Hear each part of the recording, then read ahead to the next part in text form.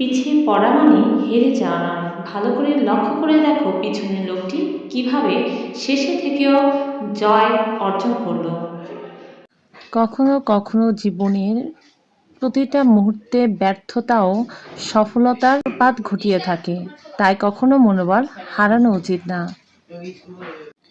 তোমাদের শুধু সামনে এগিয়ে যাও মনোভাবটুকু রেখো, তাহলেই তোমরা সফল হতে পারবে।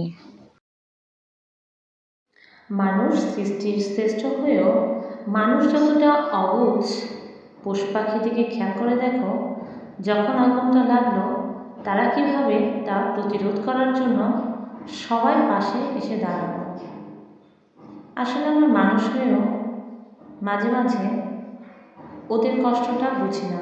আমরা গাছপালা নিধন করি, বন জঙ্গলে আগুন লাগিয়ে দিই, এ কারণে বিলুপ্ত হতে যাচ্ছে আমাদের অনেক অনেক